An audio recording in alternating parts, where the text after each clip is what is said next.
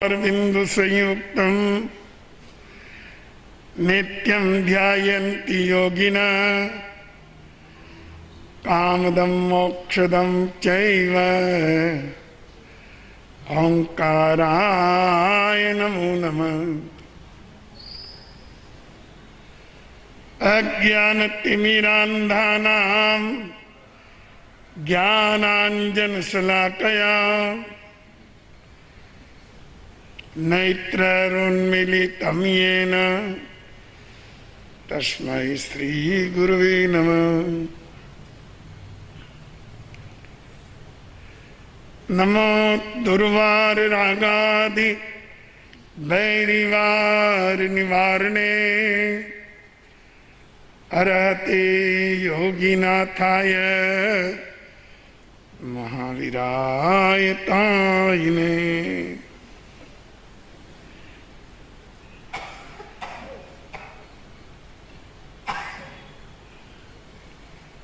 प्रिय श्रोताजनों,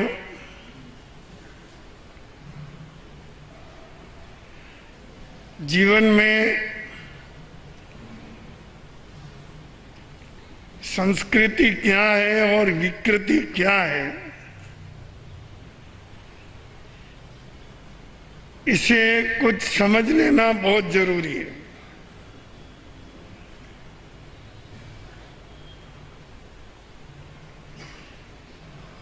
संस्कृति का अर्थ है मूल स्वरूप और विकृति का अर्थ है उसके साथ कुछ और मिल जाना।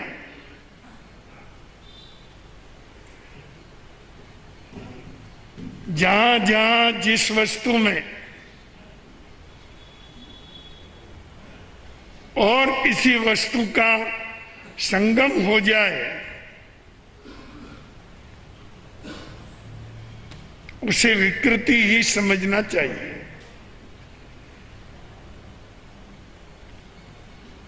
संस्कृति दब जाती है और विकृति हावी हो जाती है। जैन दर्शन का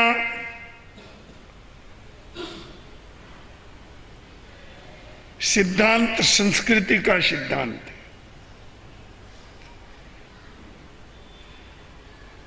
जैन दर्शन कहीं भी विकृति को स्वीकार नहीं करता।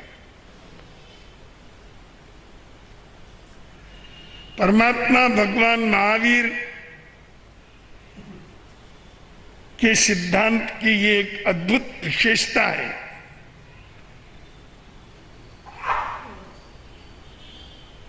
कि उन्होंने हमेशा वस्तु के मूल स्वरूप तक जाकर उसका विवेचन किया।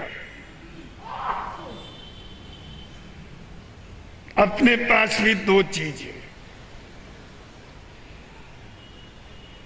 एक हमारी चेतना है और दूसरा शरीर है।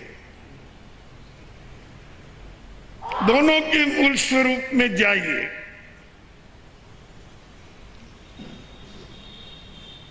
जब हम चेतना के मूल स्वरूप में जाते हैं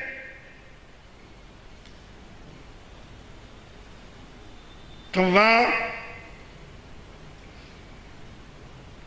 शुद्ध आनंद घन परमात्मा का स्वरूप प्रकट होता है, जहां किसी भी विकृति का अंश नहीं। जैसे भगवान सिद्ध है,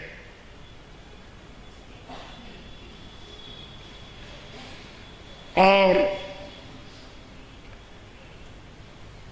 जैसे जैसे अपने आचरण, अपनी वाणी और अपने विचार के माध्यम से हम विकृतियों को जीवन में लाते रहते हैं, तो चेतना का मूल स्वरूप विकृत हो जाता है।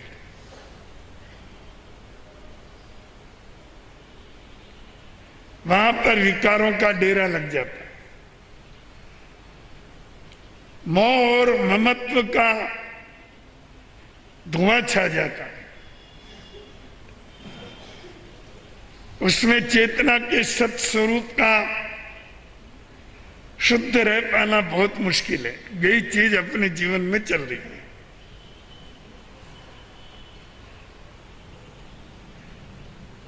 परमात्मा भगवान महावीर के दर्शन में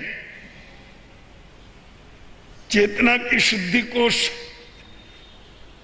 बहुत गहरा महत्व दिया।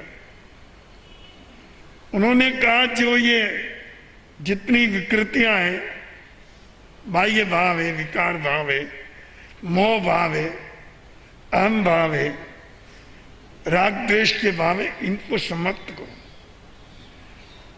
तुमको आत्मशुद्धि का आनंद आएगा। जितना जितना ये जाएगा उतना उतना वो आएगा। जितने जितनी अशुद्धि जाएगी उतनी उतनी शुद्धि आती जाएगी। ये आध्यात्मिक प्रतिलेखना है। अपनी चेतना के स्तर पर देखना और उसको स्वच्छ बनाने का प्रयास करना। दूसरा हमारा अंग शरीर है।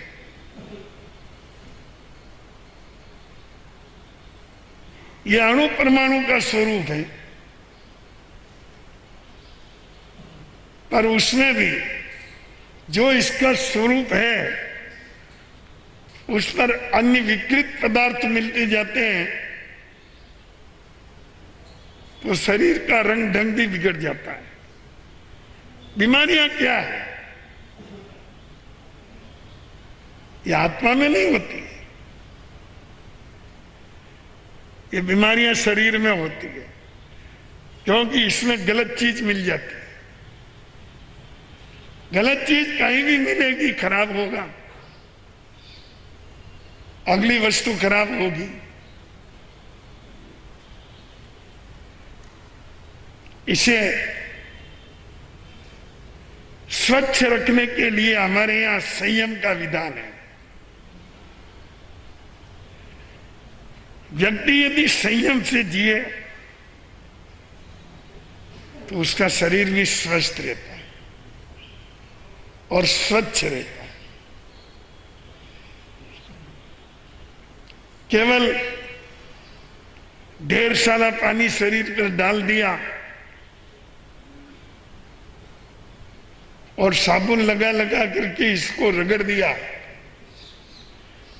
धो दिया, इससे ही शरीर साफ नहीं होता। अगर शरीर में विकृत चीजें काम कर रही है,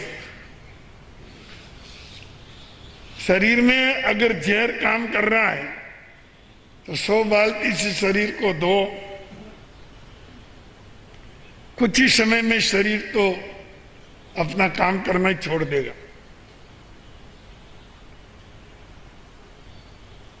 तो हम बाह्य स्वच्छता के स्थान पर आंतरिक स्वच्छता को ज्यादा महत्व देते हैं, और आंतरिक स्वच्छता को महत्व देना यह अपने जीवन की सच्ची सार्थकता के लिए बहुत ही जरूरी है। अब रही बात बाह्य शुद्धि। अपने जीवन से जुड़े हुए जितने पदार्थ हैं उनका मूल स्वरूप अगर बिगड़ता है तो वो कचरा है। मूल स्वरूप बिगड़ता है तो वो खराब होता है, गंदगी। गंदगी में कौन जीता है? जो अज्ञानी है और प्रमादी है। भगवान के मार्ग में गंदगी में जीने का कोई विधान नहीं है।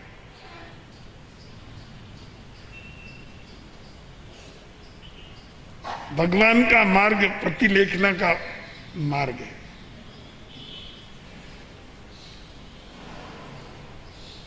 भगवान का मार्ग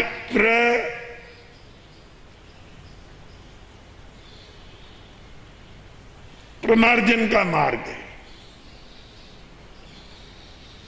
प्रमार्जन का अर्थ समझे। आप भी काम में लेते हो इस शब्द को। प्रतिलेखना तो भूल गए। ये शब्द तो आजकल आपके कहीं काम आता नहीं है, पर प्रमार्जन काम शब्द आप भी उपयोग में करते हैं, लेते हैं उसको। प्रमार्जन का अर्थ है मांजना।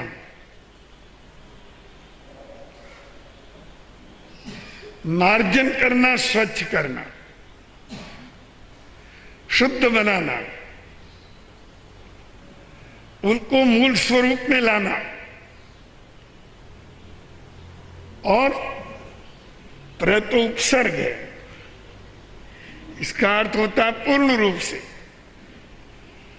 पूर्ण रूप से प्रमार्जन करना अर्थात पूर्ण रूप से उसकी विकृति को समाप्त करना।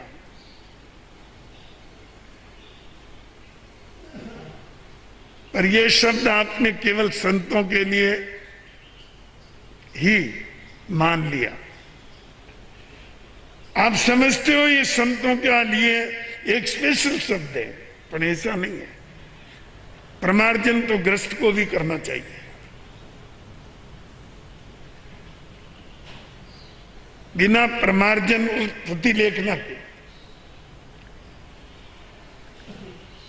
ग्रस्त के जीवन में भी स्वच्छता नहीं आती है, उसके स्थान में स्वच्छता नहीं आती है, उसके वस्त्र पात्र में स्वच्छता नहीं आती है, उसके भवन में स्वच्छता नहीं आती है, उसके जो पदार्थ हैं खाने पीने के वो भी गंदे हो जाते हैं और कई बार कीड़े पड़ जाते हैं, क्योंकि प्रमार्जन नहीं, प्रतिलेखना नहीं, देखते ही नहीं कि भीतर क्या है क्या नहीं है, सड़ जाते हैं।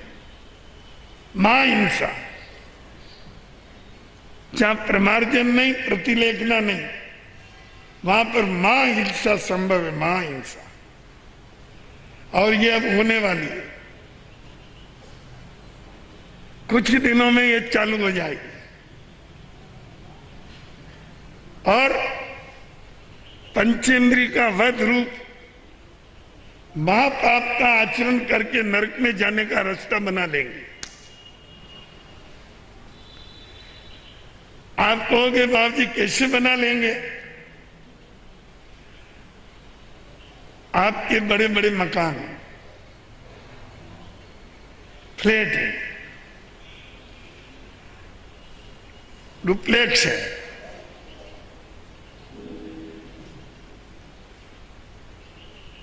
बना तो लिए,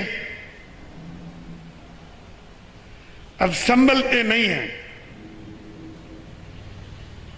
सफाई नहीं होती है, झाड़ू नहीं लगता है, प्रतिलेखना नहीं होती है, प्रमार्जन नहीं होता है, महीनों तक धूल जमी रहती है, महीनों तक मकड़ियां जाला बनाती रहती है, महीनों तक कई कबूतर दूसरे पक्षी चिड़िया घोंसला बना देती है, और फिर दीपावली आ रही है ना, दीपावली नहीं है, तमावली है। दीपावली में उजाला होता है, पर तमावली में अंधेरा होता है। तम अंधेरे को कहते हैं। ये अंधेरा आने वाला है कि लंबा लंबा झाड़ू लेकर के फिर महिलाएं पीछे पड़ेगी मकड़ियों को खत्म करने की। एक झटके में पूरा मकड़ियों के 50 जाले खत्म, सब मकड़ियां मर गई। छत पर इधर उधर उधर सब, कितनी हिंसा।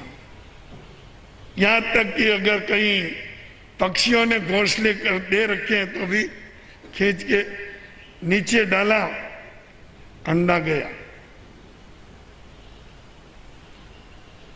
पंचेंद्रिय का वध हो गया।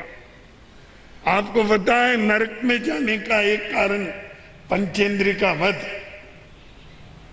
4 कारण में एक कारण ये भी है, मद्य मांस का आहार और पंचेंद्रिय का वध। एक अंडा मार दिया, पंचेंद्रिय की हत्या हो गई, तो फिर नरक में तो जाना ही। प्रतिलेखना नहीं, प्रमार्जन नहीं, सब काम करने वालियों के भरोसे, स्वयं मोह शोक में रहते हैं। किराने वालों की तो और हालत खराब है। उन लोगों की दुकानों में कई वस्तुएं महीनों तक पड़ी रहती है और कीड़े पैदा होते रहते हैं। एक बार हम जंगल से कहीं आ रहे थे वापस गांव में, अपना एक जैन भाई एक कनस्तर में चिपटा डाल डाल के कुछ देख रहा था। 2 चूहे तो बाहर पड़े थे, 2-3 चूहे और निकाले होंगे, भगवान जाने न मालूम कितने हैं।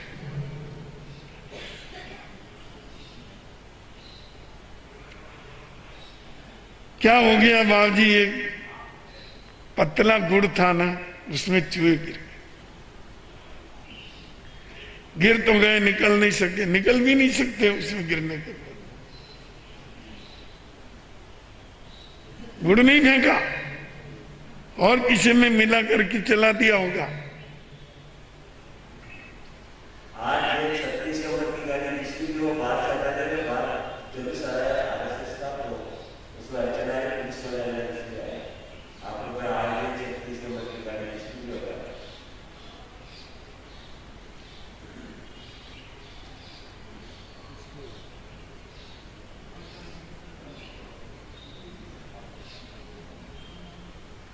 तो बंधुओं, अब स्वच्छता कहाँ रही, प्रतिलेखना कहाँ रही, प्रमार्जन कहाँ रही। कई लोग कहते हैं जैन धर्म के अंदर सफाई का महत्व नहीं है, झूठ बोलते हैं। जैन धर्म के अंदर जितना सफाई का महत्व है उतना तो विश्व में शायद किसी धर्म का हो। हम गंदगी होने ही नहीं देते, स्वच्छता की जरूरत क्या है, अपने आप ही स्वच्छ। प्रतिलेखना चलती है, देखो, प्रतिलेखना का अर्थ है देखना, गहराई से देखना, सूक्ष्मता से देखना, और प्रमार्जन, स्वच्छ करना, साफ करना। जहां पर प्रमार्जन और प्रतिलेखन ये 2 शब्द है, वहां पर गंदगी कहां? गंदगी वहीं जहां आलसी लोग निवास करते हैं। हमारे यहां प्रमाद को पाप कहां है? प्रमाद आलस्य को कहते हैं। आलस्य में व्यक्ति कुछ करना ही नहीं चाहता। तो हमारे पूरे देश में अभी मोदी जी के कहने से कल सफाई दिवस मनाया, पर मैं मन में सोच रहा था कि सफाई हमारे भारतीयों के स्वभाव में ही नहीं है।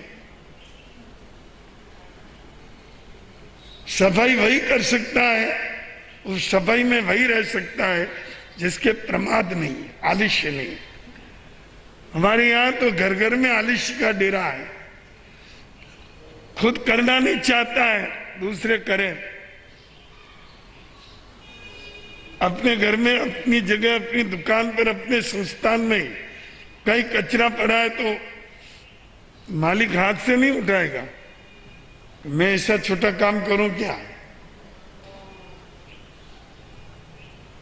धर्म के क्षेत्र में ही देख लीजिए, हमारे यहां पर भी वो आस्था नहीं है धर्म स्थान के प्रति कि इसकी सेवा करना हमारा धर्म है, इसकी सेवा करना ये गुरु के घर की सेवा करना है, परमात्मा धर्म के घर की सेवा करना है। वो धर्म का घर है। एक झाड़ू वाला रख दिया, कभी आता है कभी नहीं आता है, कभी नीचे से कभी इधर उधर से, तो वो 4 झाड़ू लगाए चला गया। साधु साथी आते हैं तब सब संत कहते हैं भाई इतना कचरा, फिर चालू होते हैं झाड़ू ले। आपके घर में क्या कई स्थानों में झाड़ू जाले जम रहे, इसलिए कि हमारे यहां व्यक्ति खुद काम नहीं करना चाहते। गुरुद्वारा में जाके देखो, आपको कहीं पर भी एक तिनका नहीं मिलेगा। जाले तो दूर की बात, पक्षियों के घोंसले की दूर की बात, क्योंकि वहां पर करोड़पति आता है तो भी झाड़ू लगाता है। गुरु का घर है, सेवा करना हमारा धर्म है। वहां पर कोई गंदा जूता भी पड़ा होगा तो आने वाला किसी और का ही जूता है, पर स्वयं ही साफ कर देगा। यहां गंदगी नहीं चाहिए। धर्म स्थानक स्वच्छ रहे, आपका घर स्वच्छ रहे, आपका तन स्वच्छ रहे, मन स्वच्छ रहे, वाणी स्वच्छ रहे, आचरण स्वच्छ रहे। इसी में जैन धर्म है। अगर ये चीज नहीं होती है तो फिर समुच्चय का पाप तो भारी लगता है। बहुत समुच्चय पानी में पानी डालते रहते हैं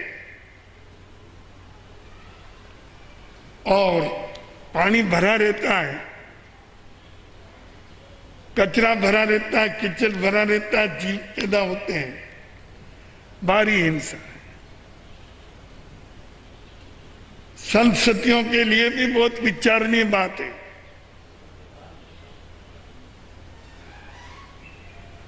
उनको भी इस दिशा में उस विवेक से काम लेना चाहिए जिसमें न तो लोक निंदा हो और स्वच्छता बनी रहे। इसमें जितना निर्दोष और शुद्ध प्रयत्न हो वही करना चाहिए। किसी पुरानी लकीर को पकड़ के चलते ही चलते रहते हैं। कहीं हम स्थानकों में देखते हैं बाड़ों में गंदगी पड़ी रहती है, सड़ती रहती है, कीड़े पैदा होते हैं, पक्षी चुगते हैं। कितनी बड़ी हिंसा। हमने वोसरा दिया, हर चीज तो तुम्हारी है, वोसराने से क्या। अनेक बातें हैं। जहां तक डाल के आए तो गृहस्थी की आज्ञा नहीं है, न सरकार की आज्ञा है। ये तो चोर ही है। चोर की तरह जाना, डाल के आना, ये भी साधु का उचित धर्म नहीं है।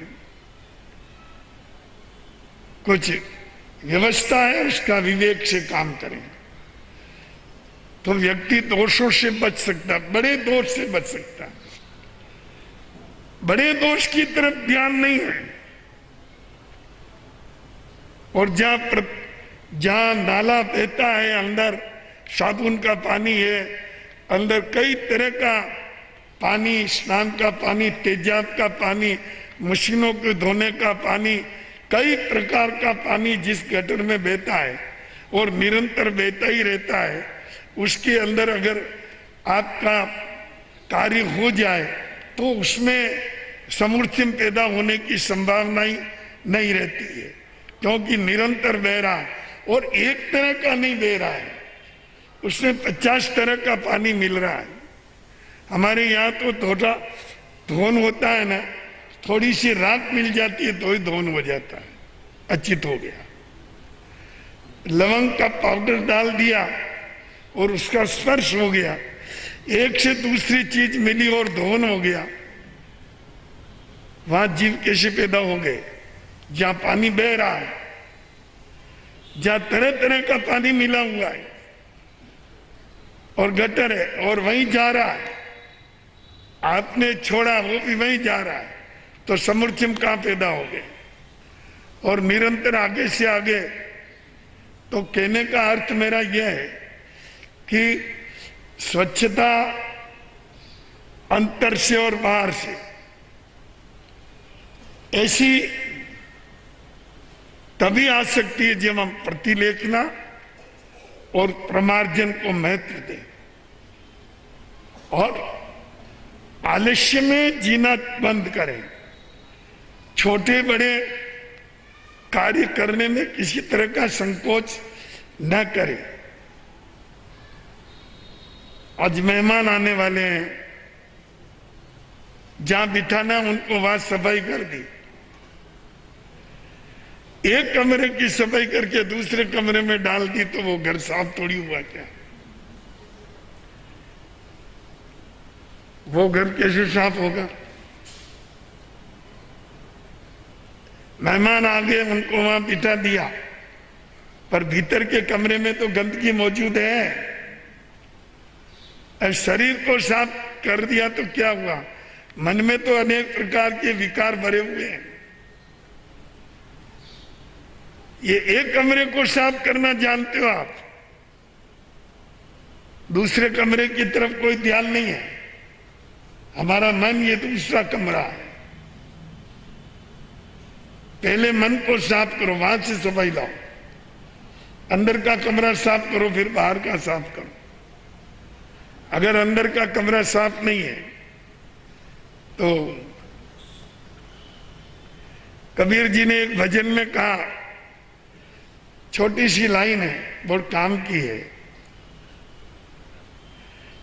मुखड़ा क्या देखे दर्पण में तेरे, दया धर्म नहीं मन में। मुखड़ा क्या देखे दर्पण में तेरे, दया धर्म नहीं मन में। कांच देखने से और क्रीम पाउडर लगाने से तुम शुद्ध नहीं होते हो। तेरे मन में क्या है वो भी तो देखा करो। वहां पर ईर्ष्या, द्वेष, मोह, क्लेश और बुराई भरी हुई है तो आप स्वच्छ नहीं हुए, ठेठ भीतर तक गंदे हैं।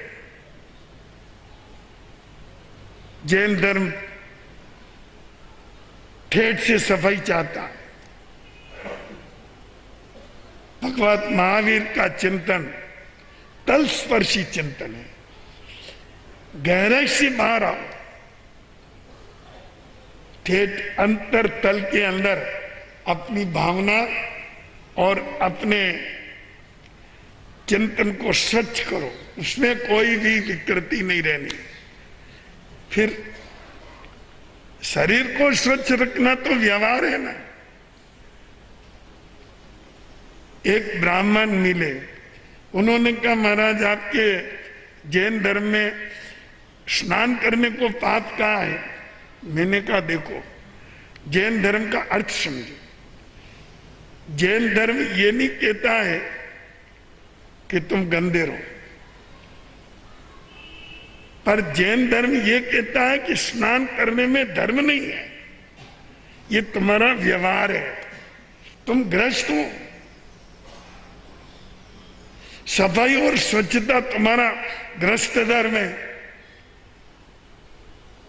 वो पारमार्थिक धर्म नहीं है। हम पारमार्थिक धर्म मन की स्वच्छता में मानते हैं। तुमने क्या किया? कि स्नान को धर्म का अंग बना दिया कि स्नान करें तो भक्ति का लाभ मिले, स्नान न करे तो धर्म नहीं। ये जैन धर्म नहीं मानता। जैन धर्म मानता है स्नान करना तुम्हारा ग्रस्त व्यवहार है और साधना करना तुम्हारा धार्मिक व्यवहार है। इसलिए धार्मिक धर्म को और व्यवहार को तुमने मिला दिया, इसलिए तुम उसको भी धर्म कहते हो। स्नान करने को तुम किसी वनस्पति को तोड़ने में भी धर्म कहते हो, फूल को तोड़ने में भी धर्म कहते हो, देवता पर चढ़ाने को भी धर्म कहते हो। ये धर्म नहीं हो सकते। ये तुम्हारी व्यवहारिक धारणाएं, तुम्हारे व्यवहारिक रीति रिवाज हो सकते हैं, तुम्हारी व्यवहारिक प्रक्रिया हो सकती है, पर धर्म आत्मशुद्धि में है। पहली बार उसने कहा, ऐसी व्याख्या मैंने आपसे सुनी है। तो बंधुओं, जैन धर्म का अर्थ समझना ही बहुत कठिन है, इसलिए व्यक्ति उस पर आरोप लगाते हैं और कई तरह के लांछन लगाते हैं। अन्यथा जैन धर्म गंदगी का धर्म नहीं।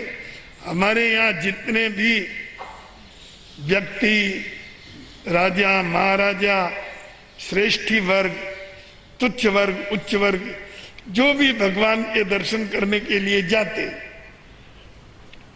वो नियम हमेशा की प्रवृत्ति के अनुसार स्नान करके शुद्ध होकर के फिर जाते।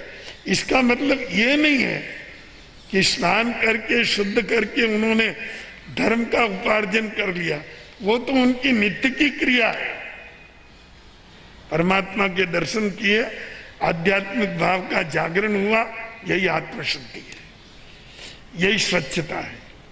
अंतर की स्वच्छता, बाहर की स्वच्छता। बाहर की स्वच्छता व्यवहार है, अंतर की स्वच्छता अध्यात्म है। इसको ठीक तरह से समझ करके हम अपने जीवन में प्रमार्जन, प्रतिलेखन और अप्रमत्त स्थिति का अनुभव करें और उनको अपने जीवन में उपयोग करें, तो निश्चित रूप से अपना ये छोटा सा मानव जीवन सार्थक हो सकता है। आज के प्रवचन का यही सार है। आत्मसात करें, आनंद आनंद।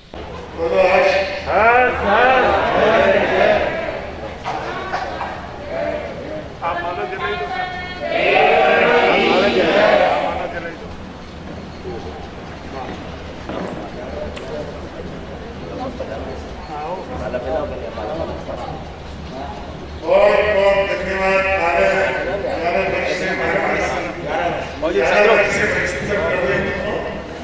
और इतनी बड़ी परिस्थिति आपने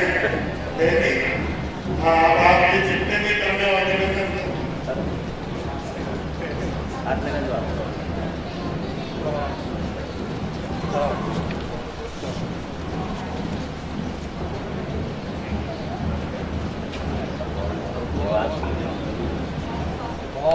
बोलो जिन शासन देव ही जय।